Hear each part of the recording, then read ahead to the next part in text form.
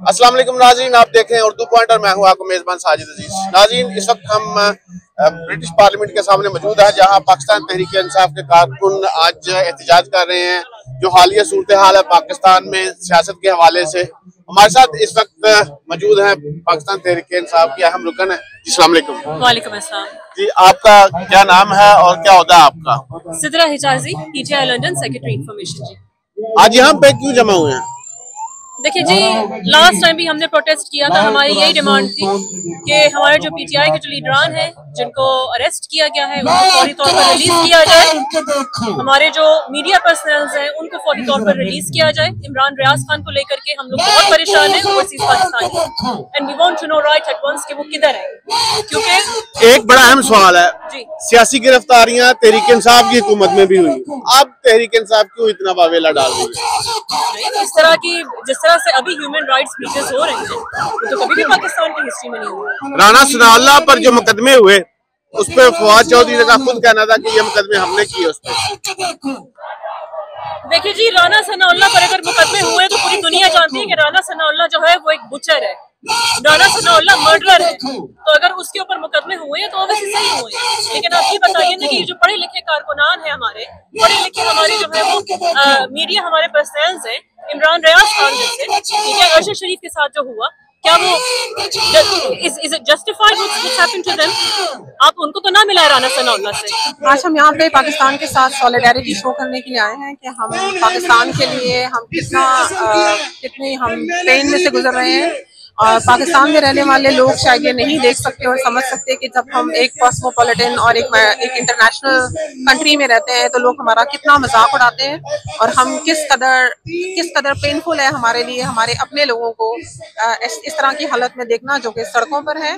अगर हम यहाँ खड़े हैं और हमें ये राइट दिया जाता है कि we can protest and we can stand for Pakistan, तो पाकिस्तान के अंदर रहने वाले लोगों को जो वहाँ के स्टेक होल्डर्स हैं they should give them a right what they want to express, और जब वो एक्सप्रेस करें तो उसके लिए उनको जो है they should be respected for that। देखिए जी, हम इकट्ठे हुए हैं इमरान खान के लिए जो उधर जुल्म जबर और फस्तानियत हो रही है उसके लिए सारी एशियन कम्युनिटी हम इधर आज पार्लियामेंट हाउस के सामने आए हैं ताकि आलमी मीडिया को पता चले कि पाकिस्तान में जो जुल्म हो रहा है, जो लोगों की उधर शहादतें हो रही हैं, जो औरतों के साथ उधर जबर हो रहा है, उसके लिए हम इधर खड़े हुए हैं कि जो पीडीएम ने ये काम शुरू किया हुआ है इसको रोका जाए, इसको स्टॉप किया जाए, इलेक्शन करवाए जाए। क्योंकि आपको पता है कि इलेक्शन खान साहब इंशाल्लाह जीत चुके हैं। जैसे ये लेवल ऑफ प्लेइंग फील्ड बना रहे हैं इस तरह कभी ये कामयाब नहीं हो सकते। और जो लोग छोड़कर चले गए हैं खान साहब उनको जानते भी नहीं, ऐसे ये बस बोल रहे हैं जी वो भी जा रहा है वो भी जा रहा है। हम सारी एशियन कम्युनिटी खान साहब के साथ शाना बेशाना खड़े हैं। इंशाल्लाह ताला हमारा प्राइम मिनिस्टर इमरान खान आएगा।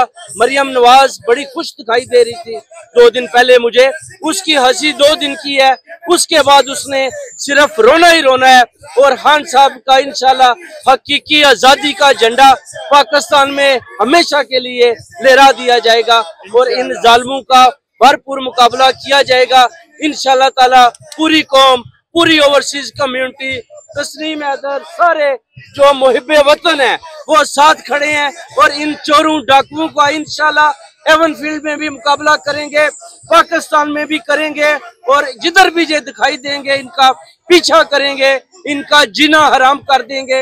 ये जुल्म जितना भी कर लें हम सब इनको बता देना चाहते हैं कि आप अपने भागने के रास्ते देख लो कि आपने किधर किधर भागना है।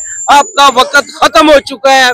जो इंसाफ का झंडा है, हक और सच की फतह है, वो होने वाली है और आपको इंशाल्लाह ताला हम भागने नहीं देंगे और हकीकी आजादी का झंडा पाकिस्तान में बुलंद कर देंगे। आज हम लोग यहाँ इकट्ठे इसलिए हुए हैं, जिस तरह आपको मालूम है कि 10,000 से ज्यादा पीटीआई के कारकुनों को इन्होंने जेलों में डाला हुआ है और उनके साथ जो जुल्म हो रहा है, जो हमारे MNAs, MPAs, उन सबको जेलों में डाला गया और मैं समझ रहा हूँ ये बहुत गलत हो रहा है। और राना सनाउल्लाह और जितनी भी अपने पीडीएम की मेंबरशिप है उन सबको मैं कहूंगा कि इंशाल्लाह हम ओवरसीज पाकिस्तानी तुम्हारा यहाँ फॉलो करेंगे तुम्हें जब तुम लोग यूके में आओगे और हम तुम्हारे लिए यहाँ पर जमीन तंग करेंगे और इंशाल्लाह जीत हक और सच की होगी और इमरान खान इंशाल्लाह आएगा। जी, हमारे साथ एक और पीटीआई के एक्टिव कारकुन मौजूद हैं।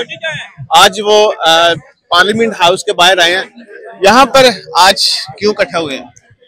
देखिए, आज यहाँ इकट्ठा करना बहुत एक इम्पोर्टेंट रीज़न है। उसकी रीज़न ये है कि हम देख रहे हैं पाकिस्तान के अंदर जिस तरह से ह्यूमन राइट ब्रीचेज हो रही जा रही हैं।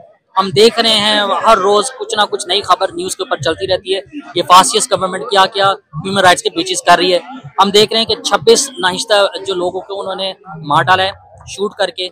ये नहीं पता कि कौन थे, किधर थे, किस जुर्म ने उन्होंने किया था जिस तरह उनको शूट किया गया है।